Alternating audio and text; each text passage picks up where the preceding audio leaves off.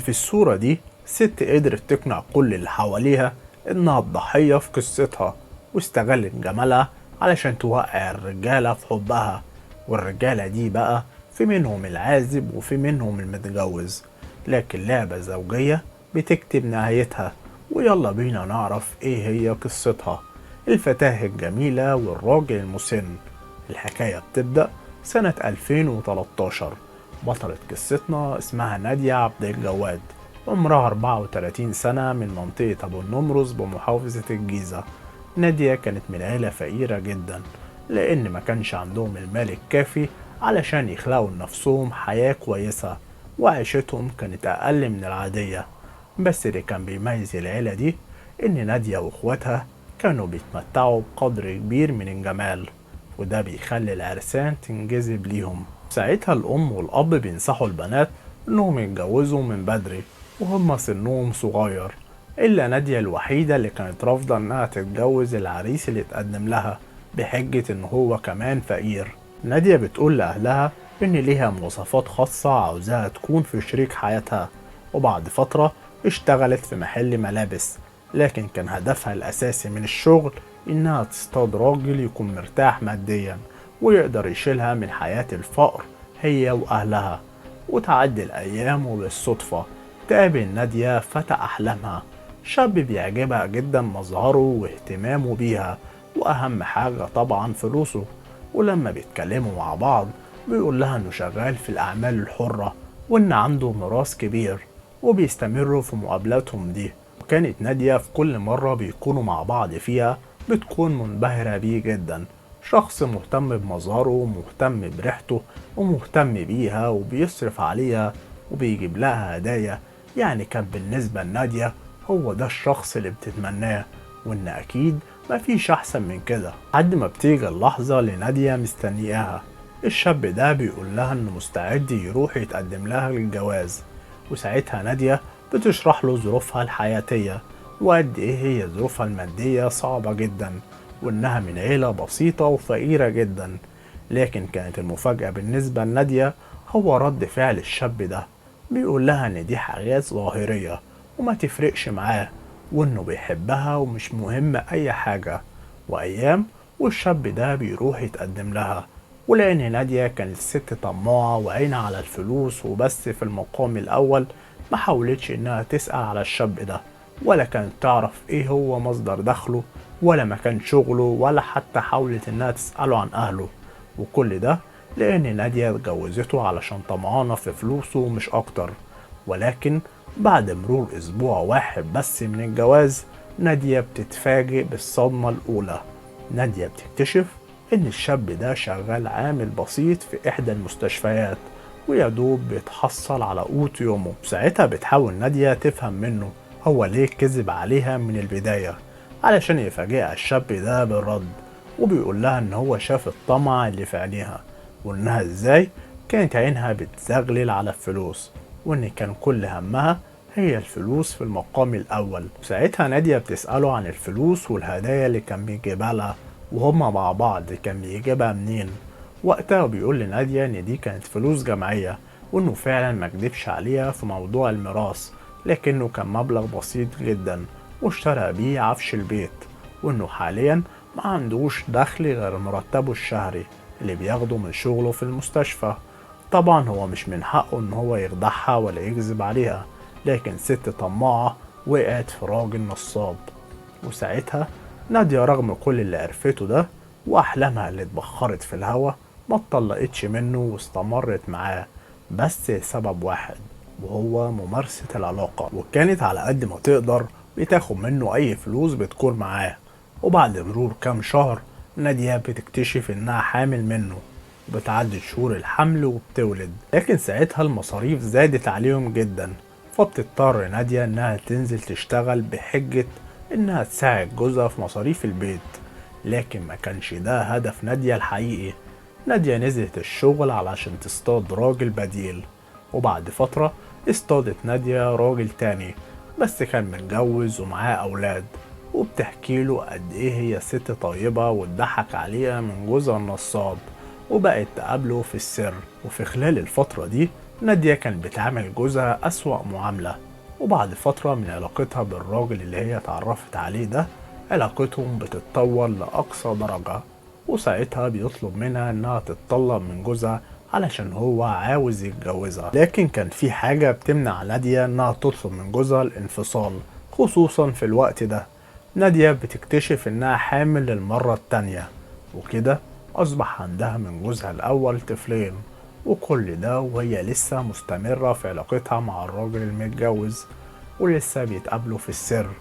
وبعد فترة نادية بتطلب الطلاق علشان تتجوز من الراجل اللي هي عرفته خلال فترة شغلها في محل الملابس، لكن الراجل ده بيقول لها إنه هيتجوزها عرفي، لأنه مش هيقدر يتجوزها بشكل رسمي لأنه كان خايف من ردة فعل مراته الأولى. وساعتها أصرت نادية إنها تتطلق من جوزها، وبسبب الخلافات الكتير اللي كانت بينهم جوزها بيعرض عليها عرض، بيقول لها إنه هيطلقها ولكن بشرط إنها تتنازل عن كل حقوقها الشرعية. ووقتها نادية بتحسبها وبتعمل ترتيبها إنها كده كده هتتجوز من راجل تاني وهتعيش معاه الحياة اللي كانت بتحلم بيها، وساعتها اتنازلت نادية عن كل حقوقها في سبيل إنها تتطلق. وبعد ما بتخلص شهور العدة نادية بتتجوز للمرة التانية وبتحمل منه في طفلين، وبعد فترة بتحصل خلافات بينهم وساعتها نادية بتخليه يطلقها. وبالشكل ده فضلت نادية تتجوز وتتطلق لحد ما بتبقى الحصيلة 6 أولاد، أو نقدر نقول عليهم 6 ضحايا، 6 ضحايا لطمع نادية وجشعها. وفي النهاية بترجع نادية بال6 ولاد تعيش بيهم عند أهلها، وده لأن نادية كانت بتحط عينها على الراجل اللي هتتجوزه علشان الفلوس في المقام الأول، فبتلاقي نفسها خسرت كل حاجة وخارجة من تجاربها الفاشلة بحصيلة 6 أولاد، وحتى ما كانتش قادرة إنها تصرف عليهم. وهنا بقى كان لازم أهل نادية يتدخلوا وبيطلبوا من واحدة معرفة إنها تشوف عريس لنادية علشان يصرف عليها هي وعلى ولادها ال6. وهو ده كان العريس الأخير، والصدمة بالنسبة لنادية راجل عنده 65 سنة، ونادية وقتها كان عمرها 34 سنة، يعني في فرق بينهم حوالي 31 سنة. نادية أول لما شافت العريس ده قالت لأهلها إنها مستحيل تعيش معاه لأن ده راجل عايز واحدة تخدمه وبس. لكن ساعتها نادية ما كانش ليها الحق إنها تعترض، وأهلها بيجبروها إنها توافق. العريس الأخير ده كان اسمه يحيى وبيشتغل عامل نظافة وعمره 65 سنة. نادية بتكتشف من أول يوم جواز إن يحيى عنده مشاكل صحية ومش هيقدر يقوم بواجباته الزوجية معاها، لكن نادية وقتها كانت مضطرة إنها تصبر وتستحمل يحيى لأنه كان بيصرف عليها وعلى ولادها ال6. وبعد مرور شهر نادية بتحس برغبتها في الارتباط علشان تكفي احتياجاتها الزوجية اللي يحيى جوزها مقصر فيها، وده طبعا لأنها ما كانتش شايفة يحيى جوزها ولا كانت قادرة تتقبل ريحته الوحشة ولا طبيعة شغله في النظافة. وهنا بترجع نادية تعمل زي ما كانت متعودة إنها تختار الراجل اللي يدخل حياتها، لكن المرة دي اختارت شاب عنده 24 سنة اسمه تامر وبيشتغل حلاق. ووقتها نادية بتفتح له قلبها وبتنسى فرق السن اللي بينهم اللي تقريبا حوالي 10 سنين، لأن تامر بيخليها تحس إن العمر لسه قدامها وأيام. وتامر بيطلب من نادية إنهم يتقابلوا في مكان خاص يجمعهم هما الاتنين وبس، وساعتها نادية بدون تفكير بتوافق على طلب تامر وبيتقابلوا. واستمرت مقابلاتهم دي لفترة طويلة جدا لحد ما جه الوقت اللي بيقرروا فيه هما الاتنين إنهم مش قادرين يبعدوا عن بعض وإنهم لازم يتجوزوا. ساعتها كان مر على جواز نادية ويحيى 9 شهور، الكلام ده كان في سنة 2020. نادية حبت تامر ولقت معاه الأمان والحب اللي هي كانت بتدور عليه، ووصلت لمرحلة إنها لما كانت بتشوف يحيى جوزها كأنها شافت شيطان بالظبط، وكانت عايزة تخلص منه وتتطلق بأي شكل. وساعتها نادية طلبت من يحيى الطلاق علشان تلاقيه بيقول لها إن هو عارف سبب رغبتها في الطلاق لأنه مش قادر يمارس معاها العلاقة، وبيقول لها إنه مش هيطلقها وهيسيبها تعيش معاه خدامة. لكن ساعتها نادية بتعترف له بحقيقة مشاعرها ناحيته، وإنه مش أكتر من راجل بيصرف عليها وعلى ولادها الستة وبس.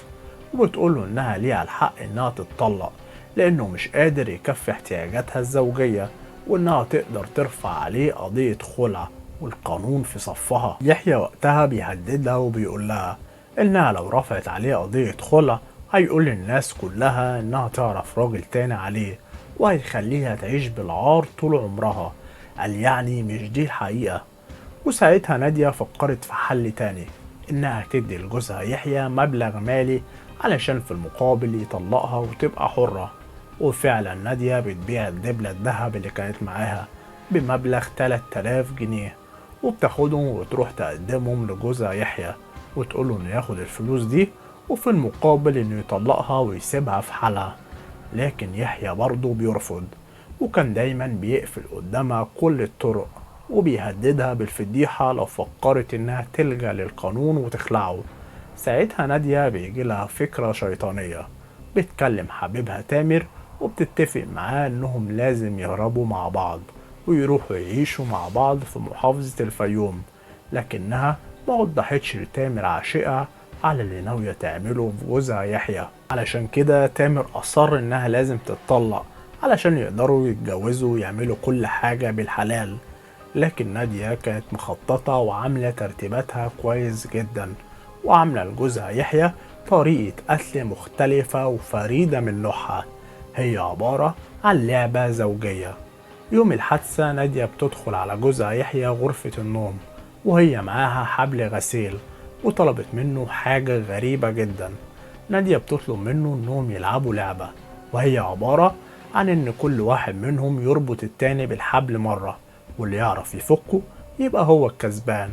يحيى بيستغرب من كلامها وبيسألها ايه اللعبة الغريبة دي، وايه سبب تغيرك المفاجئ ده؟ انت من شهور وانت طالبة الطلاق، ايه اللي حصل في يوم وليلة؟ ساعتها نادية بترد عليه وبتقوله انا عارفة ان سنك كبير لكن عقلك صغير، انا بحبك وانت كتر خيرك بتصرف عليا وعلى اولادي الستة، وفكرة الطلاق دي انا شلتها من دماغي خلاص. ساعتها يحيى صدقها وابتسم وخد منها الحبل وربطها من ايديها، وقدرت نادية انها تفك الحبل، وبيجي الدور عليها علشان تربطه، وساعتها بتربط يحيى من ايديه ورجليه وبتمشي وتسيبه وترجع وفي ايديها طرحتها. وقتها يحيى حس بغدر وخيانة من نادية، فبيصرخ بعزم ما فيه وبيقول الحقوني. كان عنده أمل إن حد من الجيران ممكن يسمعه ويجي ينقذه، لكن نادية ما بتدلوش فرصة، وبتجيب طرحتها وبتلفها حوالين رقبته لحد ما بيفارق الحياة وبتخرج أنفاسه الأخيرة. نادية كانت مخططة لكل حاجة علشان الوفاة تبان إنها طبيعية، وبتطلب نادية الإسعاف علشان ينقلوا يحيى على مستشفى أبو النمرس. نادية بتقول لهم في المستشفى إن جوزها يحيى في عربية خبطته، وفي ناس ولاد حلال وصلوه لحد البيت، وهي اللي كملت وطلبت الإسعاف وجابته على المستشفى. تستغل نادية انشغال الممرضين وبتخرج من المستشفى وبتعمل حيلة بمنتهى الخبث والمكر. نادية بتتصل بأهل يحيى وبتقول لهم إن يحيى بقاله فترة محجوز في المستشفى وإنه النهاردة اتوفى، وبتقول لهم ييجوا يستلموا جثمانه لحد ما تخلص هي إجراءات الدفن. وقفلت معاهم المكالمة وبتقفل تليفونها وبتهرب على الفيوم، وكانت متخيلة إنها كده خلصت من الهم اللي كان في حياتها، وإنها تكمل حياتها مع تامر عاشقها. وبعد دقايق أهل يحيى بيروحوا على مستشفى أبو النمرس علشان يكتشفوا إن وفاة يحيى فيها شبهة جنائية، وطبعا الشكوك كلها بتروح ناحية نادية مراته.